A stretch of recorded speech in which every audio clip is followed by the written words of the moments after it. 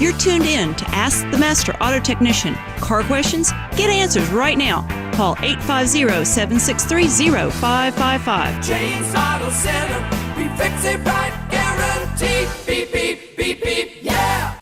All right, good morning, everybody. It's Wednesday morning. It's not bright, it's just early. It's, let's see, today is the 28th of December if you're watching. And the reason I know that is because it's my wife's birthday. That it is. She is 24 years young today. But it's your birthday as well. That it is. Well, yes, it is. That's one of the reasons I married you, because I wouldn't have to worry about forgetting your birthday. It was the same birthday as mine. So, you know, being the, I don't know if the opportunist is the right word. No, not just being conservative and not having to think too much as I get older. It's so much easier to have a wife that has a birthday as you. That way you can enjoy the same things on the same day. Now, we're not the same age. We're separated by 1 year. And but sometimes my wife acts so much older than me, really. She told me. I think that's a sexist remark. Well, it'd be derogatory towards my sex, if anything. You know, what's the difference between men and federal treasury bonds? Eventually, the federal treasury bonds mature. But in our case... Yeah, but they're not paying any interest rates now, so forget that. Well, I don't know. Men don't pay much interest rates. Men just don't pay interest sometimes. We just don't pay attention a lot of times, and it gets us in a lot of trouble. And when I say don't pay attention, we hear noises and block them out. We hear noises like brakes, and we turn up the radio. When they start squeaking, let's turn the radio up a little louder. And I used to pick on women doing that. No, women are more tuned in, forgive the pun here, than men are when it comes to noise. I have women come in and go, I smell something, I hear something, something's not right. Well, genetically, women have a hearing range that's much higher in frequency than men. Well, so I'm just saying that they're hearing babies cry and high-pitched things. Well, you told me the other day what you told me the other day they did a grant study, spent thousands, I don't know, hundreds of thousands of dollars to find out if women's brains change during pregnancy. Wow. I'm not going to touch that part. I'm not going there. But they spent all this money, and they did find out that women's brains do change during pregnancy, so they're more tuned in to the wants and needs of a child. And this will go away. I think, did they say it stays with the people for about 2 years and it goes away?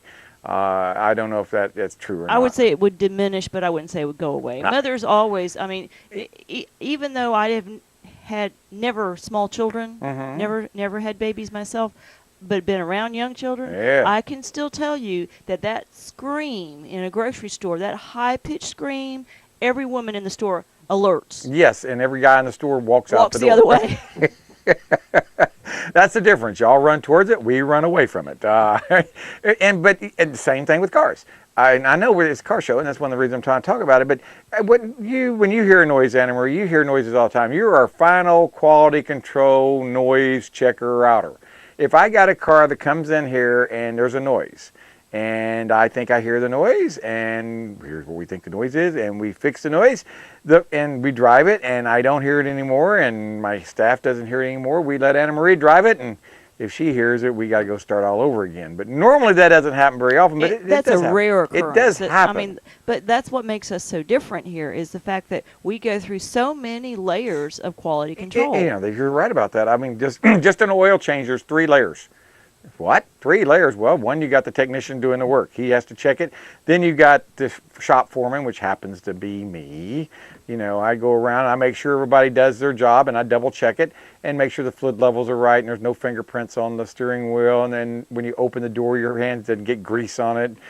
That doesn't sound like much to you, but that means a lot to a woman who goes out there, gets in her car, and has to look at her hands and go, oh my Lord, what happened to me? Well, I will tell you this, one of the biggest complaints you can have from a customer, especially a woman, is if she's got a very nice vehicle or even a vehicle that she considers very nice, and you leave a smudgy fingerprint on it somewhere. Oh, Lord have mercy. Yes. Well, one of the things we do, I do this quite often, and then the 3rd layer, I forgot to mention, we have one technician, we have the shop foreman, then you have the service advisor who goes and brings the car up to the customer he is the final once over, making sure when he goes back there to grab it, put the key in the ignition, the car starts. Very important. And make sure that there's no, like I said, greasy fingerprints, things that are obvious. You know, the floor is not dirty, it's been vacuumed out. So if there is so the last layer of quality control, if that's not done, he just says, hey, just a second. He runs around, hands the technician the keys and say, it ain't right, boy. Or he turns around and turns it to me and says, it ain't right. But there's 3 layers. Now, I don't know many shops that have much more than one. The technician does the quality control work, and that's it. You know, it's done. It gets pulled out. And then the customer's the second layer, and that's where you have problems. There's where, if the customer becomes a quality control to any business, I don't care if it's making widgets. You know, if the quality control is being determined by the customer, you won't stay in business very long. Because a lot of times you can't see the forest for the trees. I know there's another little pun out there today, but you get so wrapped up in things, you go, oh, that doesn't matter, that doesn't matter. But it does matter. People pay attention to these little details in life. That's like I tell people that apprentices that used to come to work with me, hadn't seen very many apprentices lately because it's too tough a work for them. They don't like the idea of having to get up and work on cars and get their hands dirty. Or show up every day. Lord have I'm mercy sorry, there. but you know, teenagers nowadays, I guess my parents said the same thing. They did. They sure did. Teenagers nowadays, I sound just like my mother. And I think it goes way, way, way, way back to Socrates. I think he even talked about teenagers and, you know, how they're not doing what they should be doing. It's all relative. But the point being is, in my opinion, things change. You know, right now, you know, people say, well, I can make just as much money working a lot less harder doing something else. Yeah, you might be able to at first, but as time goes on, your skills improve. You make more money. You get better. I got guys that been in this industry. How long would you say Willis has been in this industry? 3-4 years now, Anna Marie? He's been here 3 years. 4 years. Oh, is that about? Okay. Yes, time flies when you're not having fun. But yeah, I mean, so he's been in the industry probably a total of less than 10 years, and he's making a good wage. Absolutely. Yeah. And I see people all the time. You know, I encourage people. January 10th will be the school board meeting at 1 o'clock at the Balboa Building. I encourage people to please show up at school board meetings, county commission meetings, city council meetings. You will be surprised how many things happen with your tax dollars that you could have a voice in. That you have no idea. That you have no idea. Oh my gosh, it's eye-opening. It is eye-opening. It's a lot of fun too. It can be a lot of fun. But please show up at the county commission meetings. Please show up at school board meetings right now. And I'm talking January about 10th. January 10th. The reason is, I think we need more technical education. You know, right now they said 60%. 60% or We higher. definitely need more technical knowledge. Absolutely. Do not even attempt to do home repairs. When I say home repairs, I'm talking about changing a doorknob, changing a light switch, fixing a faucet or a sink. These things to me, I just take as second nature. I was going to say, now plumbing, you're really getting into some technical stuff. No kidding. There's one thing about replacing a doorknob, especially an internal. If it doesn't work, you're not going to create any hazards. Absolutely. But you let a water leak go, yes. Yeah. But I mean, there's certain things you can do for preventive maintenance. How many people know how to shut the water off at their house? Think about that. When was the last time you actually said, okay, we're going to pretend there's in the Navy? I tell you what, people in the Navy we're so proactive about things, it's scary. We do so much preventive maintenance. Well, you don't have much choice when you're on a ship and you're out in the middle of the ocean. Well, I guess that's so true, but you have to fix what you got. You have to work with a lot of what you got to work with. Well, you don't have a lot to work with. What I'm trying to say, when you make do. And one of the things I have seen in the automotive industry out here, we've been able to fix so much with so little for so long that we can fix anything with nothing, it seems like. And we do a pretty darn good job of being able to... Well, somebody tell the tool truck guy that, because he thinks you guys need more tools every week. Well, he understands that we've never met a tool truck we didn't like. I don't think there's a single technician out there that...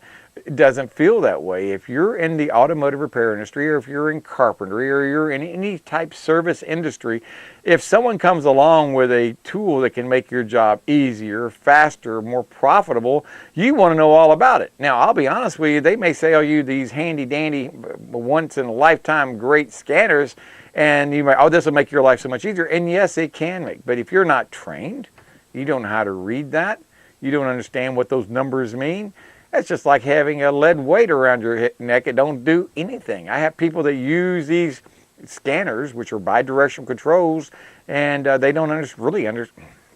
I'm not trying to be mean or nothing. They just don't go to school.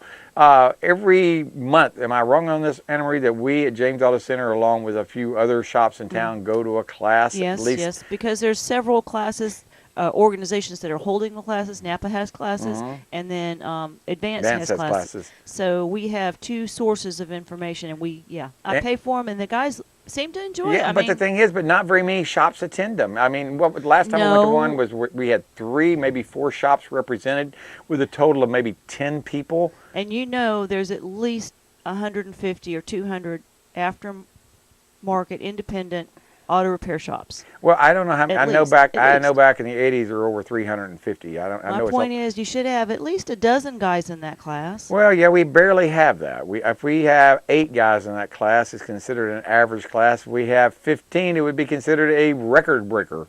But just the idea, they asked me, what class would you like to have next?